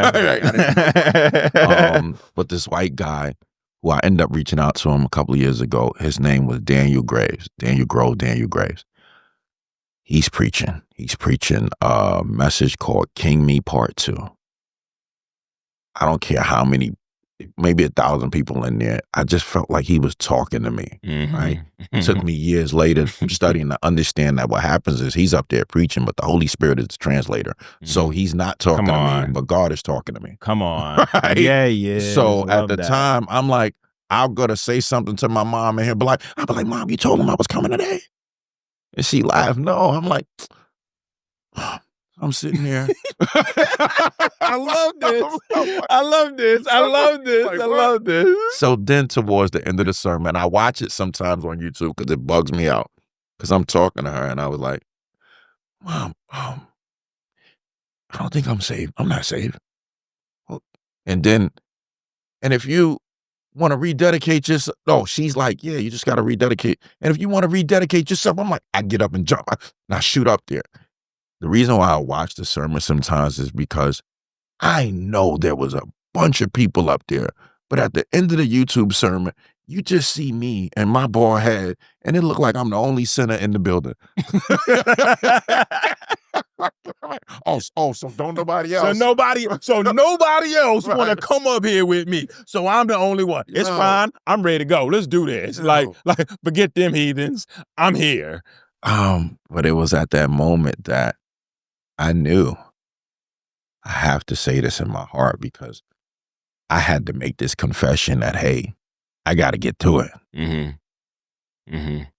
And from then on out, when they say come to God as you are, I went to God messy. I came to him. Yeah, Man, yeah, like, for sure. Came to him, know it all. I got this. Know it all, patterns, everything else. Yeah, I can't want anything. And when I'm telling you, this journey over the last 6 years cleaned me up, even to the point of how I met you. Yeah. So let's get to that. Yeah. Okay. All right. So here it is. We're talking. I'm really, and when I say this, there's different levels to walking with God. Mm-hmm. There's different levels, sort of like David. David was only able to become king. Not even only. One of the reasons David was able to become king was based on what he did when he was taking care of the sheep. Yeah. That part was training for him to get to where he was at. Sure. So I say that because my life is changing dramatically over the next few years. Mm-hmm. 2021, I get reintroduced to a young lady that I had knew from Massachusetts, but we didn't get along, right? Because she was like, you too arrogant. You think you're better than everybody. You fight better. You smell better. You make more money. Blah, blah, blah. And I'm like, well, it was true. What you mean? But we ended up living 10 minutes away from each other. So to me, it was like, how you? So we end up reconnecting. I was actually there when her son, she has 2 kids. Her son was born. I was there. He was born January 23rd. I'm there. We cool because one of my close partners had the baby with her. Okay. They wasn't together, but another story for another time. Yeah. Okay. So anyway, we get around each other. At the time, I'm dating this lady out in a town called Blythewood. And I'm still dealing with my kid's mom in Massachusetts. Wow. Everyone cool. Everybody know. You spread everybody out, didn't Right. you? But they know when I'm here, I'm here. When I'm there, I'm there. Y'all cool, y'all fighting, boom, no problem. And I don't say that arrogantly. Right. I say that because there's a special grace for ignorance. Right? Mm. There's a grace for ignorance. That's why God looks at your heart. My intent was I had always done this. I tell the truth. What went wrong with me and my kid's mother going backwards was in that relationship, I started lying. That's what broke me, because I became something that I wasn't. Like, I don't lie to people, but in that relationship with me cheating on her, now I'm also being a cheater and a liar and a manipulator. So fast forward ahead, I'm dealing with these two women. Okay, hold up. God, I thought that you didn't want me around people that were like me so long, but I seen what you're doing here now, and I'm like, yeah, that sounds real familiar. Like everything you just said, that was my resume. Okay, and it's like, wait, talked a lot. What's the key word in that sentence though? Resume. No. Was. Okay. Oh yeah. What was? But it's funny because I worked really hard to distance myself from people who looked like me at one time. So you know why you do that? Well, I do that. The crazy thing was I fought hard to be around people that looked just like me when I was living that life. Yeah. And when I realized I didn't want to live that life, I didn't want to be in the and not that I didn't like those people, not that I didn't love those people. It was just I can't be here anymore. It's very It's simpler than that. A friend of Okay. mine, Pat, put me on to something maybe last week. All of our decisions are based on one or two things, either based off faith or fear. Period. You name any decision you make, any goal, any aspiration, it's either going to play out based on because you're afraid. With the kids, it's like, hey, don't go over there and do that because I'm afraid that something could happen to you. Okay. Right? Opposed to, oh, you do what you want. It's going to work its way out. That's faith. I mean, so Okay. I don't want to be around that because you may feel like you can be drawn to that, but God is probably drawing you to it because He's like, because I healed you, now because you healed, now you can put your hands on them and heal them. Your story wasn't just for your story for you to make it out. It's important that Moses was able to get out, right? Kill a Hebrew, take off, get out, but then go back and get it. The story wasn't good enough just Yeah, for yeah, Moses to yeah, get yeah, out. yeah. You got out. Now I'm Now gonna I go gotta go have you go back. back, and now Yeah, you gotta pull them out too for because I sure. healed you. You go heal them, For sure. and you was a murderer. Look at how I'm taking care of you. Yeah. Yeah, yeah, yeah, yeah, yeah. Sheesh. Come on. Yeah. No, that's real. All right. Well, I didn't mean to interrupt you. You was talking about how like No, how you felt I about got you. being a yeah, So, yeah, yeah, yeah. It was a so sidebar. in the midst of this, my mentor at the time, I reach out to him and I'm like, hey, I haven't been sleeping well. And I'm like, hey, got this. I'm living in the best house I ever lived in. My lady good here. My lady there good. I can go to mass every month, spend time with the kids for a week. I ain't got, man. And he was like, that's one of the biggest tricks of the enemy to make you think that everything is all good. Comfortable. And he was like, I want you to start praying and ask God to remove out of your life what He doesn't want there. And he was very specific. Ask God to move out of your life what He doesn't want there. I hear that in my head right now because even as I'm saying it out loud, I said the That's a prayer. powerful prayer right there, bro. I'm talking about Yeah. that's a mountain moving prayer right there. And I'm saying the prayer, but my motivation was to remove out of my life what I don't want there. Right. Right. Right. Right. Right. Right. Right. You know what I Right. mean? Right. Yeah. Yeah. Yeah. Yeah. Right? And God, if you want some specifics, like you can take that couch right there, Yeah. God. You could take them too. They not that serious. Right. What I wanted was God to remove the bond between me and my kid's mother so I can live happily ever after with this lady.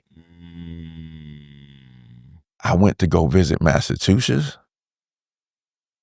God told me to leave her alone and leave her alone. I'm like, that don't make sense. Wait a minute now. Wait a minute now. Wait a minute now. Wait a minute now. You gotta leave me with something. No, I'm leaving here yeah, with like, wait a something. minute. Wait a minute. We talking, she said if we get married, she can get me $100,000 loan from the VA so I can open my own gym. Ain't no way you want me to leave that. We leaving here with something. Right. You tripping? Like, wait a minute. We got bank account together. We balling. We balling. I'm about to go out the country for the first time. No, God, you tripping. Right. Right. Right. Hey, Marvin. Hey, God is telling me to leave this person and this person alone. And I bust out crying. And I gotta listen. I literally just started crying because it's like, He is telling me this, and I'm calling you because you gotta tell somebody. Because if I try to hold it to myself, and I'm Right. like, yo, Mark, Right. Right. I'm in Right. Massachusetts, Right. he's in South Carolina. And I'm telling him what's going on, and he was like, and I'm bawling, crying. Because I'm like, and I gotta listen. Hmm. But it don't make sense. This is freaking me out, by the way. I'm not gonna lie, and I feel like we've talked plenty, but maybe I've never heard your whole story, and I'm sitting here like, wait, oh my goodness, this is way too close. Like this seems like it's the same story, just a bunch of tweaks of yours. So this is pretty crazy right now. I'm like, wow, yeah, and even to the part of I gotta listen. And why do you have to listen? Because at this point, I am obedient to like his voice. His voice has been the most prominent voice in my life. And so if he tells me to stop, as much as I'm like, no, that don't make sense. But it'll bring you to tears when you finally realize, no, he's not playing. You've got to stop right now. No, And so all I knew, obey. I just realized why I obey. The reason why I obey unequivocally, no matter what, is because when he found me, No, when I found him, because I was never lost to him, Yeah. right? I was never lost to him. True. Yeah. But when he opened me up and he allowed me to see him, our conversations sometimes would pop up and be like, all right, what about that day that I was on the train and I did this? I was there. 3 days later. Okay. What about the day?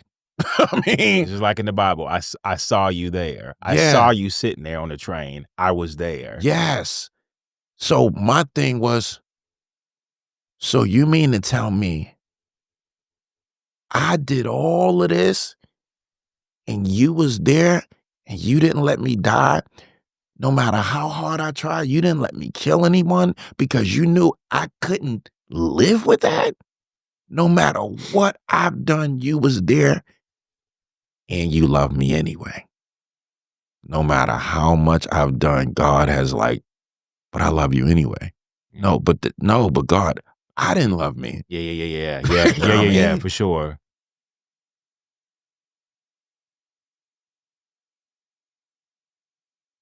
Yo, the fact of the matter is when I'm telling you, I have to be obedient because every single moment of my life, he's loved me, no Mhm. matter what I've done, no matter what I say, no matter I do. So I have to do it. And people can say, yeah, it's free will. Yeah, it's your free will. But Right. my free will tells me that I'm either going to get it by submission or persecution. So what being a man is submitting to my father. Yeah, Because every time I submit to him, it may not feel good, but it ends up being good one way or another for for sure. his plan. Yeah, His plan. yeah, So everything I went through essentially becomes a testing ground because it has made me who I am today. yeah, So I trust God. I trust God. I trust God. yeah, So going to leading out, that goes away. I end up with someone that essentially for the first time in my life, I felt the love for her. yeah. I didn't just, When the mind think of like, I do this, I do this. If I yes, do this, I no, do this. no, She'll no, like, no. yeah, yeah, yeah, yeah. And I say this with the utmost humility, no disrespect to my wife, anyone. I said this at the time, and maybe it was idolization, and it was based off my experience and only what I knew in life. But I once said falling in love with her was reminiscent to when I fell in love with Jesus. Mm, mm, And the only okay. reason it sounded like that is because I had to understand. I had at the 7 years old, my dad is like, "Hey, you the man of the house. Me and mom ain't gonna be together. You the man of this house. I need you to man up. You ain't built like them." I'm like, "Okay." Right, And anything about a feeling was thrown aside. right, So now I have the love of Christ and I'm really walking with God to the best of my ability. And right. now I get to learn how to love from Love. my heart. Yeah, yeah, yeah. Come on. Yeah, like almost like you've received that love, Yes. because I know that emotion where it's like I received that love and it's poured over me so much that I don't feel deserving of this. It brings me to tears to even think about it. And now that love that you've given me is pouring out of me to where like my love that I used to give, it was very strategic. It was Yes. like, okay, well, like if I do this and I do this right, then I'm loved. And as Hold on. long And I can get this. If I yeah, yeah, do this, I right, can right, get right, that. right, right, right. For sure, for sure. It's all transactional. It's Yes. a transactional love. And now it's a I'm giving it to you whether I get anything back. I'm giving it to you whether I get anything back. That's what it is too. Man's love is transactional. God's love is transformational. Come on, run that back again. Come on. Man's love is transactional because Yeah. it's an exchange, Yeah. but God's love is transformational because it lifts. Yes. It lifts. It takes this. It's a withered flower. It pours water on it and it rises. Yeah. So God love essentially, when you love like God, everything you're touching based on the Jesus in you, it rises. Yeah. My wife often says, like, you always level me up. It's because she knew that there was love in me. She knew that I was loved, but it was Mm. just confusion. It was just the enemy that tried to attack it. So, speedball, I go into the situation and it wasn't fulfilling. It was terrifying. When I felt that love from her, it scared me because now it told me that you could hurt me. Now it was like, oh my goodness, it can hurt me. Fast forward ahead, we're together a couple of years, in and out, taking care of her kids, key to her crib, key to my crib. We spend endless time. I take her to Miami. We doing everything. Well, lo and behold, one night, I had a bunch of stuff leading up to this day. My son cussing people out in school, teachers getting suspended, had to boop, boop, give him the 1-2. I had to play beat the baby with him. He's strong now, though. No, we're gonna take that out. Like, we're gonna take that out. If she cut that, no. So like literally, try to spoil it, try to discipline him, and it's like nothing I'm doing is getting. And I was feeling defeated. Finances wasn't adding up. Crazily, I had learned how to speak in tongues a week before this. And that's another thing. A week before that incident happened, somebody had walked me through speaking in tongues, which was crazy for me because I didn't quite like the person who walked me through it. I didn't just agree with their character, but I trusted God. And through them, he used them. God had told me to stop drinking and to stop having sex. All right? So 2 instructions he gave me, straightforward. Stop having sex, stop drinking. I'm like, I don't even drink like that. And okay, I'll stop having sex. And I come to say that. So I was like, hey, this is a couple of weeks before that. I'm like, hey, so God told me to stop drinking. And she was like, oh, that sucks for you. And I was like, well, if you think that sucks, he also told me to stop having sex with you. And she's like, if you think that sucks, you just wait. The announcement ain't done yet. And the look on her face was like,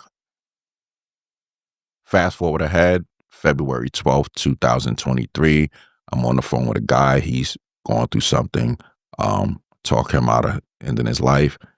My stepmom called me. We have a conversation. She's talking to me. I'm telling her the 2 instructions God gave me. And that's when things went wrong. Because one of the things she said to me is that she was like, yeah, well, when you're married, God won't give you an instruction that it's not going to be okay with your wife because God isn't a God of confusion. It's not going to cause dissension, whatever. And when you're fasting, you are supposed to abstain from some things. It's not just because you're supposed to be focusing on him. Well, this is where the enemy is crafty. I've truly, ever since I got saved, not ever since I got saved, when I fell in love with this young lady, I put in my mind, he who findeth a wife findeth a good thing and receive favor from the Lord. So automatically, I started treating her as my wife. That means that my focus unequivocally is on you.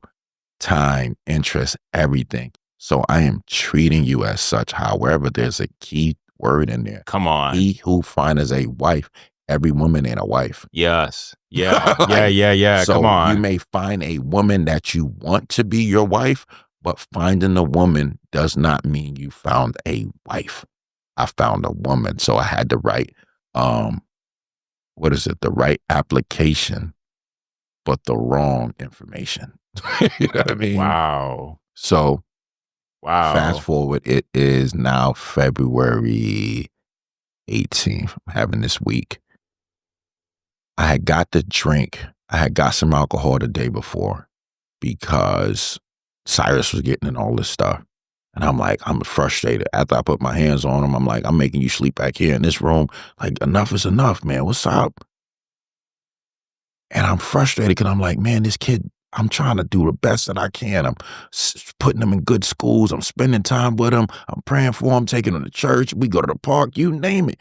And he still go to school and cuss teachers out. What is going on? You know what I mean? I go get the alcohol, call a friend of mine, D. He's like, hey, if you taking a drink to relax, cool. But if you taking it because you feel guilty, just go and put that bottle in the fridge and leave that alone. Next night, I'm still feeling the pressures of the world. Her and I talk all day like we do. She's like, hey, I'm going out with my girls. I was like, hey, let me know, because if you go out and drink, I'll come pick you up. I don't want you driving. So 11 o'clock come around, I haven't heard from her in 4 hours. Come 2 o'clock in the morning, I still haven't heard from her. I reach out, no service on her phone. I'm laying in bed. By now, I done had 2 drinks. I done had 2, I don't even what it was, because I don't even drink it, whatever it was. I think I only had $20, and I went to the store, and I'm like, oh, that's on sale. What can I Like, get for that 20? yeah, Yeah. yeah. And this is after God told you not to drink. Correct. Okay. I'm just making sure. I'm trying to align everything here. Absolutely, this is afterwards, because he had told me, like, the end of the last week in January. Okay. This is now the second week of February. Yeah. Like, Valentine's Day had been that Tuesday. I'm gonna back you up. After me and my mom had that conversation, I'm like, oh, so I'm not supposed to do this while I'm fasting, right? Right? I'm not supposed to have sex and drink while I'm fasting. That makes Oh sense. man, you trying to make it make sense instead of like trusting God and saying, okay, God, how does this make sense? Okay, well, she gave me some instruction. That's good enough for me. Ooh, no matter what, snap. I'm supposed to heed to the sound of my father's For sure. No matter what. For sure. Lo and behold, funny story, the night before this, I tell her about, we're sitting there. She's like, hey, so when you think God telling you can have sex again? Like, literally, I'm like, oh, she brought it up this Valentine's Day. I'm like, oh, no, we're not just supposed to have sex when I'm fasting. I fast Monday and Thursday. And she like, oh, and she just seems so relieved. We go to have sex that night. We hear, At one point, we look up, her 14-year-old daughter is standing right next to the bed. Mortified, run out the room. I'm like, that was awkward. I mean, like, that was awkward. I had to come back from that. That's right. Like, completely out of control. So now we're Friday going through this. Now we're going into Saturday morning. I done had a couple of drinks, and I can feel something was off. Like, I knew something was off, because we're talking, we hadn't spoken in like 5, 6, 7 hours, and we talk all the time, FaceTime and everything. Mm-hmm. We live 4 minutes away from each other. I jump in my car. I had the wrong spirits in me. So, of course, automatically I put on Snoop Dogg and Dre, 1992, Bees Ain't But, and I'm... Oh, no, not that programming. Boy, you programming yourself the road thing. Your dad's voice didn't pop in like, don't put that music on. No, I turned my back to him, right? Because I already had sex out of obedience, already drank. He like, all right. No. You got it. All right, you got it. Yeah. Get over there. When I pulled up, the way her driveway is set up, you absolutely know this vehicle is with her. House is dark. I don't even remember stopping the car. I got a sweatsuit on, no shirt. Guys, I got slippers on. Because honestly, my first instinct was like, something is wrong. I just wanted to make sure she was safe. When I get there and I see this vehicle, automatically I'm in shock. Now, mind you, I tell you how we had keys and everything. Why? In my mind, I jumped from the floor all the way to the second floor, from the ground to the second floor. I just jumped.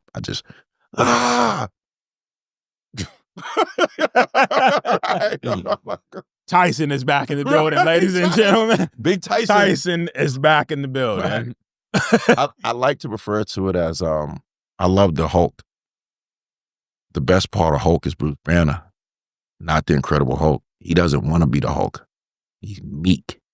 He wants to help people. He never wants to hurt people. Right. People want to use his gift to do damage. They want to use him. Right. They start sticking him. Oh, bring that. Hey, get mad. Right? Right. So I went to that mode. I go up in the house. The house is dark. I'm like, well, she just sleep. And I went to the bed. I always slept on the outside, and I went to touch her leg, and it wasn't her leg. So let's say this, the mic. Her leg is the size of the mic. The leg I touched was that wide. Right? So it's dark. Literally, I touched the leg. I'm like, babe, what you? And I grabbed the leg and with an open hand, I slapped. Wow. Now, there's a couple things about this because Big Tyson was back in full effect and he was ready for war. The Yeah. thing is, my mindset of fighting was always, I'll slap you and now give you the opportunity of like, okay, so now we can dance and have this conversation. Right. So I wanted to paint the room red, right? And I slapped, person came off the bed, hit the side dresser, and boom, she wakes up. Ah! And that's when I took a breath. Even in this moment that I don't even think I was breathing. I don't, you know what I mean? Because Mhm. as soon as I heard her voice, it was like, wow, this is what we doing? I turned around and started crying and left. What happened is, at that moment, I felt like I got shot, stabbed, hit by a truck, and set on fire at the same time. Mm.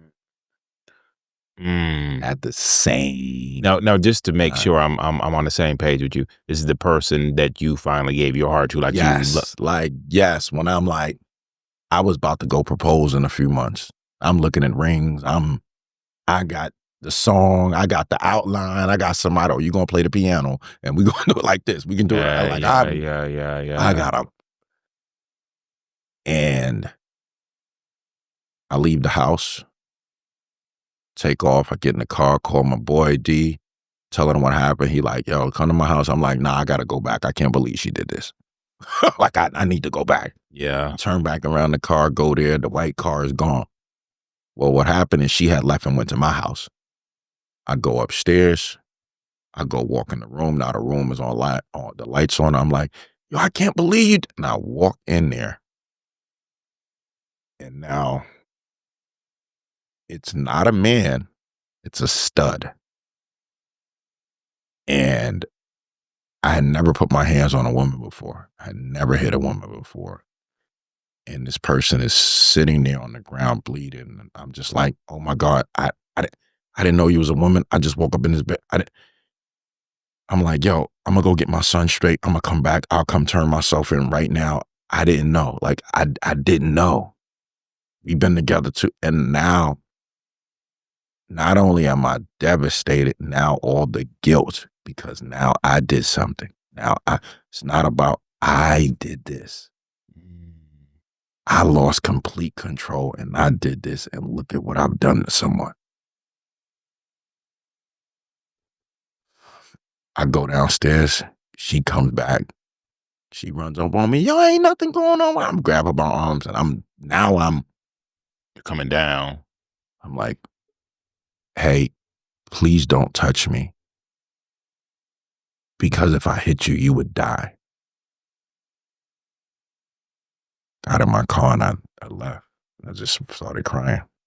Long story short, the person was in the military. The girl I was dating, she left everything for dead. She was too busy. She's like, hey, calling me, but I blocked her, shut her down, everything completely. We had saw each other about a month after that. She wanted to come by, explain everything that happened, you know. Um, Maybe a month and so now April come around. I come home and there's a detective card on my door. I call, they tell me there's a warrant. I get things situated because, I'm full-time dad at this time. Next day I go turn myself in. I told the detective, like, hey, I'll be there tomorrow, first thing, 9 a.m., turn myself in. I spent 5 days in jail county here. Very dangerous county. But the best thing about it was when I went in there, there was it was another opportunity for God to show me everywhere I went, he was with me. Right. Because my first night in there, I ended up with this tall white guy, tattoos down to his ankles in this small room. And we end up in the cell together and I'm ministering to him and he's crying like a baby because he, got caught up again. He's an addict. He got too much money in his hand and made a bad decision.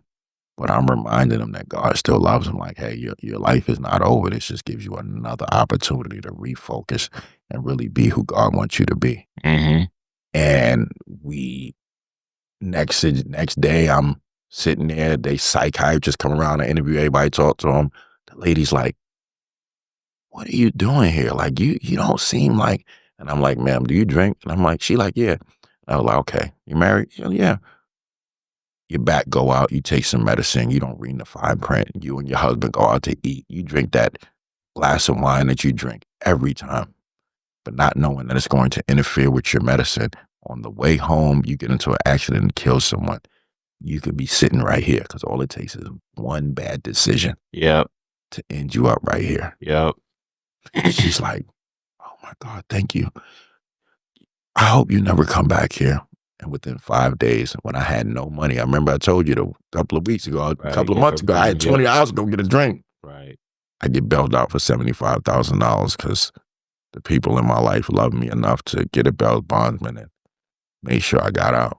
Right. Put me on an ankle monitor. I came home and someone prophesied to me like, "Hey, one, it ain't a paid lawyer, it ain't nothing." Now mind that I'm facing 30 years at this moment. I was facing 30 years. Mm. And this lady told me, "It's time for you to dig deeper." I'm like, "But I read my Bible." She's like, "Deeper." Mhm. Like, Mhm. Mhm. so we're talking about, I'm just, all right, God, because yeah, I got option. I can go back and be this. I can get these women. I can do Mhm. this. And Mhm. it's Mhm. like, no, dig deeper. Yeah. There was a moment. So when I came home April 10th. And for 5 days, I wrestled with anxiety and depression, right? To the point I'm laying there like, get up, go play the game with your son. Did you take a shower today? Go get in the shower. And I'm speaking to myself out loud. 5 days. Um, on the It's just right before one of these. So I go to men's breakfast on Saturday, but I got an ankle monitor on. It's like I'm facing 30 years. And after doing jail time when you're about that life, but then you come and you change your life, And now you're facing it again. and I'm walking with God. You know what I Right, mean? It's right, like, right, right, right, what? right. So lo and behold, fast forward ahead, I make it through the year, being all that God has me to do, getting rid of embarrassment, showing up for serving. I'm at the church serving faithfully, ankle monitor on. I even bump into a 17-year-old girl who was ashamed to come in because she had an ankle monitor on. I pulled my leg out. I was like, "Oh snap! Look at us, we're twinning." She was like, "Oh," I'm like, "Girl, if anyone says something wrong to you, you come see me because you are welcome here. You are family when you walk in this church, Right, and everybody done did something wrong. Ain't nobody in here ain't got no stains on them. So right. you come in here because you came to worship God, and now you got family." I take off. Well, lo and behold, we shoot to January 2023. The understanding is I'm going to get probation because my old record is actually sealed in Massachusetts. So I know this just looks like I made this one bad decision. When I go in there to court, the person is there as her commanding officer, or best friend. I'm in there by myself. And I go in there, God play too much. God tells me to wear the same sweatsuit that I wore that night. Come on, God. Like, what do you come on, come on. Yeah, he do play too much I've been to sometimes. court. You don't go to court with a Wearing sweatsuit right. with a hood on. And I'm black. What's wrong with you? Yeah. God, are you okay? I mean, are you good? Yeah, he's like, "Listen, you gotta follow in the same footsteps of me. You said you want to be a reflection of me. All right, that's how I showed up to court. Yes. I was already convicted before I showed up. So now you Right. get to be convicted too. And Welcome." and I ain't gonna lie, I'm playing with God. I'm like, I'm gonna wear the sweatsuit Saturday. Right? It's gonna be dirty. I come back home from church Sunday, it's clean and folded on my bed. I'm like, freaking son always want to do laundry. Now you want to do the right thing, son. Now you want to clean something up. Ridiculousness. I mean, so lo and behold, I go in there. She read her statement. I'm in there. I'm scared, and I get up, and I remember the clock said 10:33, and I take a deep breath, and I'm like, "Your Honor, I'm guilty." And I'm like, "No." In my head, I'm like, "No, you don't do that." And I just started talking, and whatever I said, the judge allowed me to turn around and apologize. And I said to him, like, "You just said in your letter you won't forgive me, but I hope you will because the forgiveness is not for me, it's for you." And I can't imagine someone waking me up my sleep and doing that. And whether I thought you was a man or not, I had no business doing that to you. And me and her, we're not the victims. You're the victim. And I'm sorry. And I told her, I was like, I still haven't forgiven myself for that. I'm going to therapy. I'm doing all these different things because I can't believe that I've done that to you. So if you never see me again, I don't need your forgiveness because it's not for me. Right. Because I did the unforgivable. I don't deserve anything good. But you deserve to heal. For sure. 100%. And, the judge still, decided to give me some time. Yeah. I went in there like, oh, you're going to get probation. And he sentenced me to some time. Gave me a few days to get my life in order. At the time, I was taking care of my mother who's in a wheelchair, and she had recently got burned, taking care of my son. But I got everything together, and I went to jail. And going in there for the first time, what bothered me was, do I still have what it takes to hurt somebody? Do I still have what it takes to know, okay, get the knife? Do I still? And God told me, oh, you don't need that. And I went in there to Alvin S. Glenn, which is one of the worst counties where you walk in there, and not exaggeration, the truth. I walk in the unit and there's 16 people in there and everyone has a knife on their hip walking around. And I have a Bible. And my second day in there, I was able to stop somebody from getting stabbed because they're arguing. The guy sharpening his knife and the dude over there talking. And I'm just like, hey, it's not worth it. He's like, what? I was like, I heard you out there on the phone. You need $250 to go home. If you use that knife, you're going to need $250,000 to go home. It's not worth it. And he sharpened the knife and then he slowed down.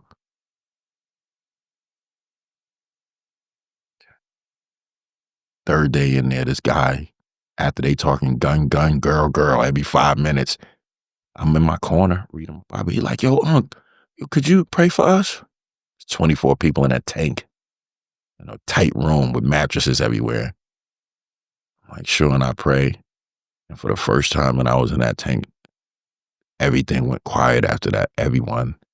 And somebody was like, man, when a man pray like that, you just got to reverence it and not say anything. Yeah. I was in 4 jails, 4 prisons within 7 months. And I wasn't even supposed to be there that long. When you met me, I should have been home June 1st. They messed my time up. I wasn't even supposed to be in that jail. So what made you come to church that day when you were there at that jail? Because I heard they was having church.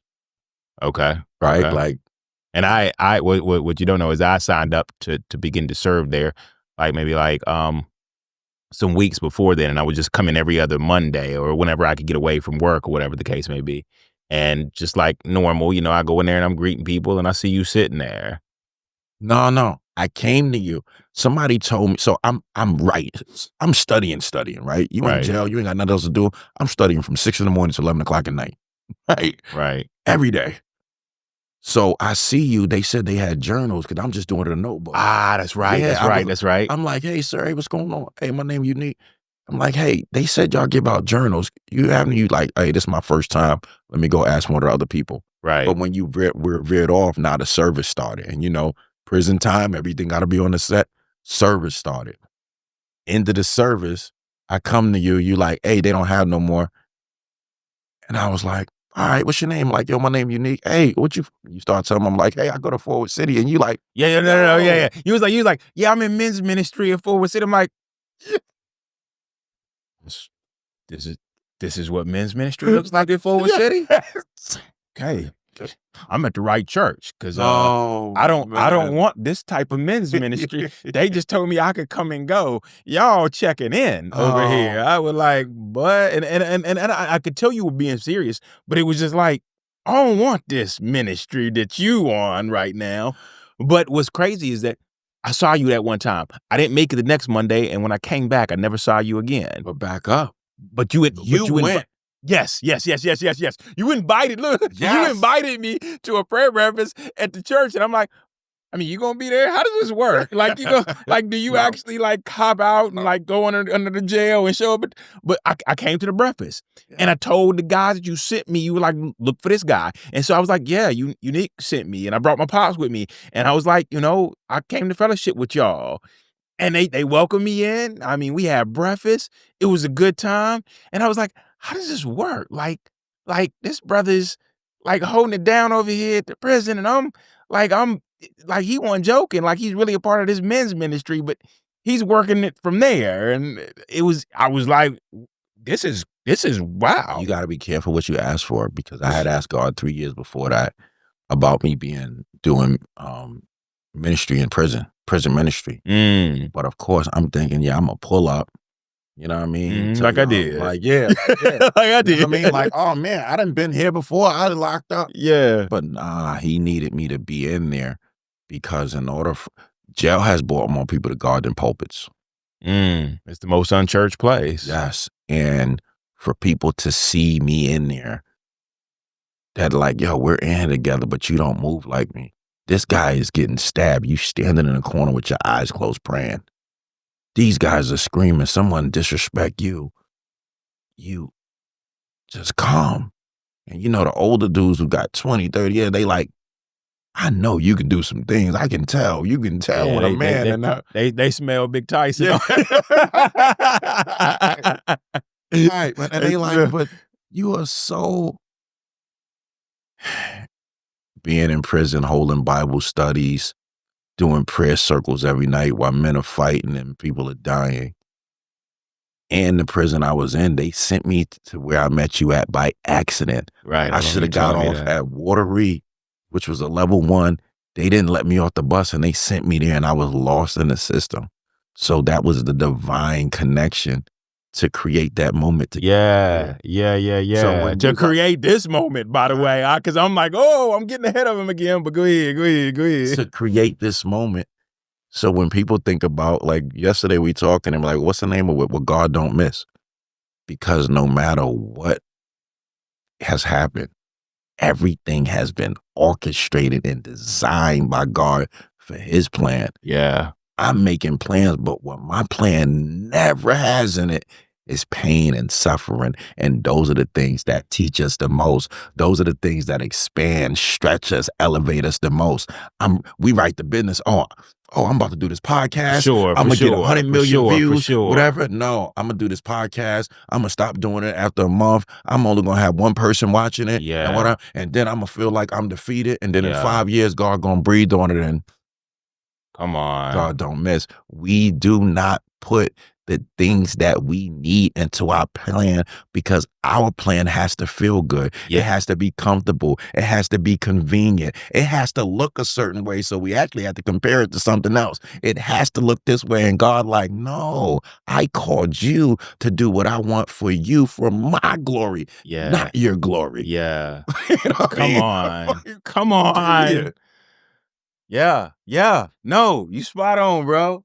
I mean, and the part about that is that when you start to realize that, you stop mid tracks of writing the next plan, and you're like, man, this is pointless, man. Like I'm sitting here writing this story once again, and I'm not making room for God to say, it's your will be done. God, you know what? Here you go. It's your will. Your will be done. Your will be. You've never done me wrong in all of this. It was all for your glory, for my good and your glory. My good doesn't always look the way I expect it to look. My good doesn't always look as pleasant and as comfortable as I would like it to look, because I feel like I could write a better story. But your good is always about not just what it's going to look like for me, but everybody else that's touched by what happens in my life. Because the things that you send me through, it's not just for me. I mean, like, yeah, I could be ashamed of some of these things, but it's like, God, how do you want to use this now? This is ugly, but how do you want to use this? How you want to package this up? God, this is messy. Ain't no pretty way to package this up. How you want to use it? How you want to use it? 100%. God's story led me to go through that. Come home. I come home September 18th, and you're only supposed to get released on the first or the last day of the month, depending on how it fall. Yep. Because I wasn't supposed to be there, right? Right. Come home September 18th, 3 hours after I'm home. They like, "Hey, your car is over here and you don't have a place to stay and your son is over here. I think he's at your brother's or your mother's." I'm like, "Mm, okay."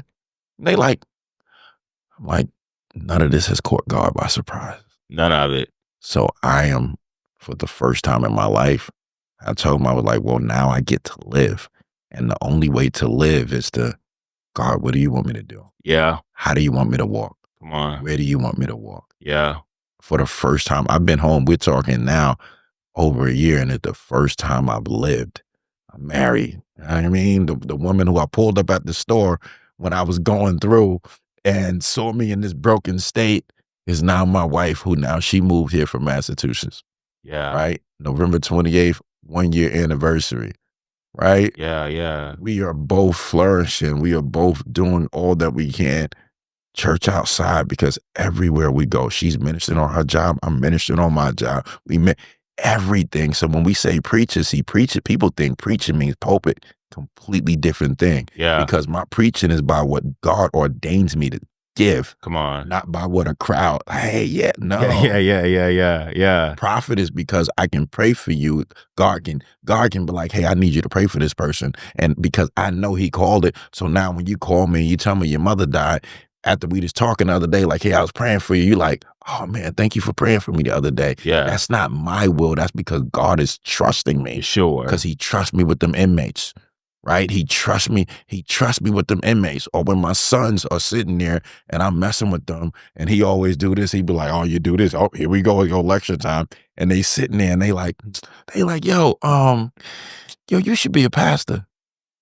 Because my first ministry is at home. So when the people in my home, my wife, my children recognize like, oh, no, you really. Yeah. He like, man, like, I ain't seen you laying on the floor at 6 a.m. in the living room in a while. Oh, because y'all be out there. I just be in the room doing it. Oh, okay. You know what I mean? Yeah. I am doing, like, I tell my wife, with this relationship and everything that passed, understand that I was practicing to be a husband for 3 years before God released my eyes to see you. Friends 12 years, married in the 12th year, living together, married together. Yeah.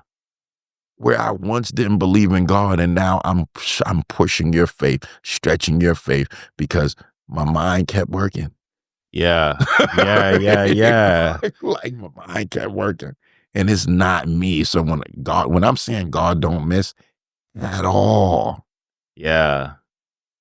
if I had to go back last year and do them 7 months, that in 7 months, 4 prisons, 10 people getting killed, I would do it again, because I remember that last year in August in a day room where everyone had on orange and a guy named Mark was sitting there smoking a cigarette and another guy was sitting there and he was high. I remember that I had them men praising and I was teaching them. And one of them gave his life to God. And I didn't put him on the spot. I'm like, hey, because this is about God. I want y'all to all repeat to me together. Let's say it together. I ain't gotta because there's an embarrassment, right? Sure. There's a weakness. Everyone's not willing to submit. But that one guy, and what they say, if one gives them, Yep. heaven go crazy. Yep. That one guy, that one, I don't even remember his name. I remember even after that, he hadn't got high for 2 days leading up to that. And the next day he went back to getting high. And when I tried to talk to him a couple days before that, I'm like, hey, you can slip and fall down and hit your head just like this. You don't know. And later that night at 3 o'clock in the morning when it happened, the next day hey, how did you know that would happen to me? I'm like, I did. I'm only saying what he said. If nothing else, he's sitting there like, all right. Yeah. Okay. All right. It's almost like it literally, you were watching the beginning of your journey. Yeah. You're literally watching the beginning of your journey, repeating his life from the step forward of like, I'm just repeating what he said. Okay. All right. Got it. And you can probably see the calculations in his mind of like, oh, this is real. All this like me saying that prayer, everything, God is pursuing me harder than ever right now because I begin to say, I'll surrender. You know the best part about him? Again, I don't remember his name, but I remember his soul. Is that and he started getting high again after that. Yeah. But when I would see him and I'd look over the wall, be all in his dorm, I would pray for him, and I would always remember he really repeated this, and he really knows who God is. His spirit is solidified. He's gonna have to crucify his flesh. Yeah, come on. But his soul, he couldn't look in the mirror. That's another thing. I gave him a mirror, look in the mirror. He could not look in the mirror. He couldn't do it because he would start crying. I'm like, yeah, God, you got him. Yeah. You got him. Yeah, come on. Sheesh. I knew this was gonna be. I knew today was gonna be like heavy because of what happened yesterday. I knew it was gonna be heavy. I knew it was gonna be powerful. I didn't know how powerful. I didn't know how much you were gonna bless. But like I knew that yesterday wasn't for nothing. Appreciate you, bruh. You know, I didn't even remember that. Those 7 months, that one person gave their life to God, man. And I don't know his name. I know what he looked like. But I remember that now. Like, I remember that. And no matter what happened, that happened. Like, that really happened. So yeah, God gave me something. He showed me who I am, and he showed me who I wasn't. He buried the old me because I didn't even believe it. Being in jail was a reminder like, hey, you don't smell like them. You don't look like them. This is not who you are. Stop carrying that with you. This stuff ain't good for you no more. Yeah. You don't need this. You ain't got to be. No, you don't have to keep proving yourself. You are who I say you are. Yeah. And that's enough. Yeah. It's like you get forgiven, and it's like the enemy has a way of like making you feel like you ain't really forgiven. Yeah. That didn't really happen. That's not really who you are. If you was, how you forgiving and you in jail again? Yeah. How you forgiving you out here slapping women? Yeah. Okay. Okay, so this just hit me while you were talking about that. It's like every last one of us who know that we're in this world, but we're not of this world. We're on a mission trip. I've been called here for whatever reason. God knew that I needed to be here. God appointed me for this moment to be able to free the captive. Because at one time I was the captive who was a prisoner to my sin, prisoner to my flesh, prisoner to everything that I did. And he put his name on me. I was a sinner. Come on, bro. Thought it was over. I put your name on. His name is G. It is amazing that the scripture that God was in my mind with today was how he uses the foolish things to teach the wise. And I don't mind being a fool for God. For that one soul. For that one soul. For that one person that's going to make it, that can impact other lives and change history. We talked about, reading and how years ago in prison, I didn't even believe in God, but you be in a hole in the prison and only thing you can have is the Bible. So I love words. So I'm just reading all the words and it's like, all right, and this son beget that son, whatever. But then studying and realizing that when you read those lineages in the New Testament, that Jesus is 42 generations removed from, I believe, is Moses. So every yes, 2,000 years of yes, 14 generations. 14 generations to get to Jesus. Yeah. David says yes. Solomon says yes. All of these, everyone are just saying yes. We talked earlier today about how 1,000 years is equivalent to the day to the Lord. And you mentioned how, well, what if in 3 days Jesus is coming back? And now Jesus has been gone for 2,000 years. So we're closer to that 1,000th year. And that's when he's coming back based on that scripture. Yeah. 3,000 years. So he's on his way back. Yeah, yeah. And we can see it all in this world. We can see things happening that speak to it. We can see things that we're like, what the heck, God? And God's like, I'm not surprised. I don't know.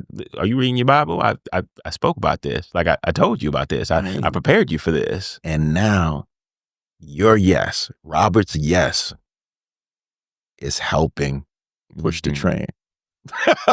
Like your yes to that man, and you saying yes, and then that man hearing your voice, and then that man hearing every yes. Yes, Lord. Yes, Lord. Yes, Lord. Every obedience, every time you say yes to God, you're building your treasures in heaven. Yes, Lord. Well, how about this? Let's not miss this opportunity today, because I believe that God sent you here today to speak to that one person that's listening right now, who's listening all the way up to this point. And I'm talking about they are feeling everything. It's not just this like, oh wow, that's deep. It's like this soul gripping moment where they're like, I feel arrested right now. Speak to them. What would you say to them? Oftentimes, demons know who they are. They know they can't make it, so they know who they are. We who have a chance don't know who we are. You try anything else. I'm going to go on the Atkins diet or whatever. I can do this. I can do that. In order for you to believe in your heart, try Jesus for 30 days. Go 30 days with just really trying Jesus. I guarantee you, if you say, you know what, I don't care what life throws at me, and understand when you make this decision, it's going to go down. Like, it's going to go down. It is going to go down. It's going to come for you. But I want you for 30 straight days said that no matter what, I'm going to try Jesus. Jesus. Put Jesus' name on Jesus. You know, Bill's name, Jesus. What? Back hurt? Lay there. Jesus. Jesus. I guarantee you, if you try Jesus, you're going to stay with Jesus, because you're going to realize like something, it's not that something feels different, something is different, because you start to see like him, think like him, be like him. He'll show you things that you'll know it's just impossible for it to be any other way.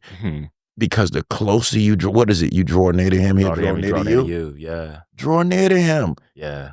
There's no love like it.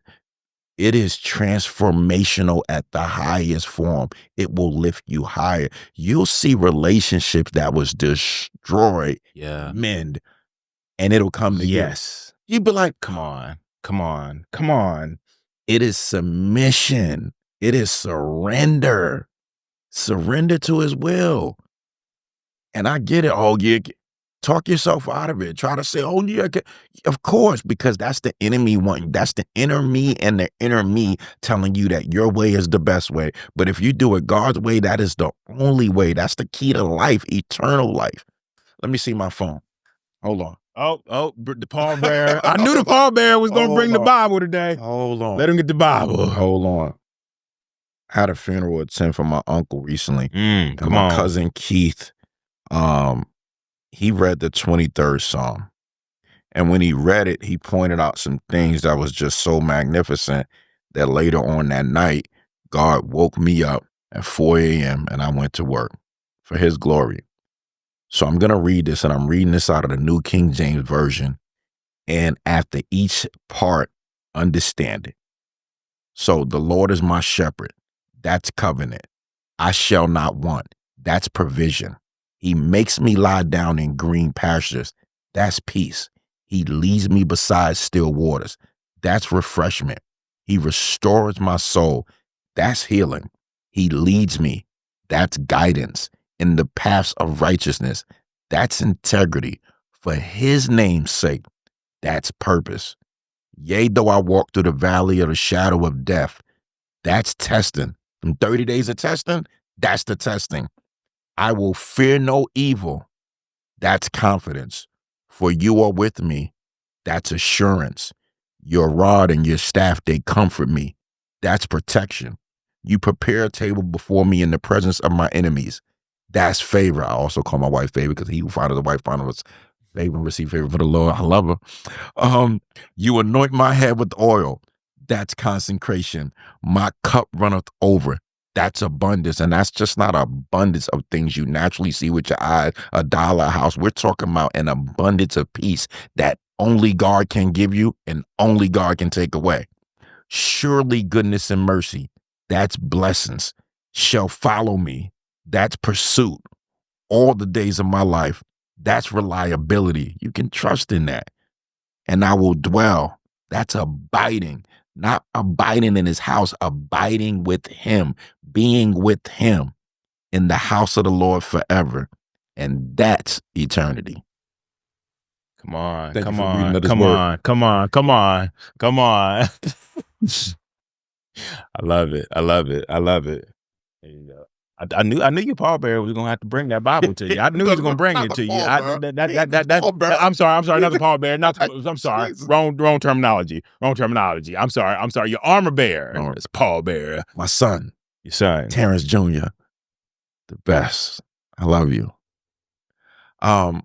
Even in this moment, I'm thankful that you get to come, because even on your life, the enemy is trying to take your life too. The enemy's trying to kill you. He's trying to take you out because there's things in you that's not like other kids. You're not like other people. And the reason why you're not like other people, because you wasn't called to fit in. You're called to stand apart. You're supposed to be on the outside, because everyone can't go where you go. Everyone can't do what you do. You sat there in worship service last night and it didn't look like you had a worship on the outside. But when we got in the car and you start talking to me, I promise you had a worship on the inside. And your praise ain't got to look like everybody else praise, because your praise is between you and God. You ain't got to do what nobody else do, because social media, all these kids, even family members, they want you to look a certain way for them, but God needs you to look a certain way for him. I love you.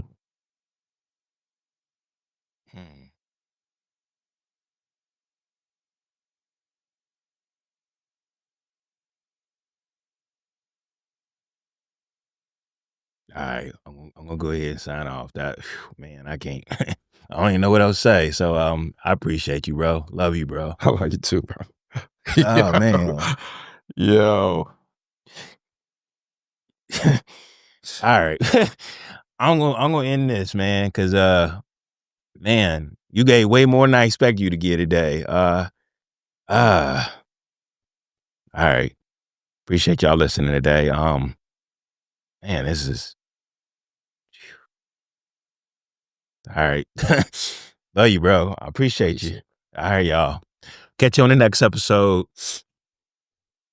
Hey, and that wraps up another episode of God's Glory and Men's Real Stories. I'm Justin Moore. If today's conversation meant something to you, make sure you subscribe, leave a review, or share with someone who needs it. You can find past episodes, connect with us, and check out our merch at godsgloryandmensrealstories.com. Thanks to our sponsors for making this possible. Until next time, let's keep giving God the glory in every part of our story.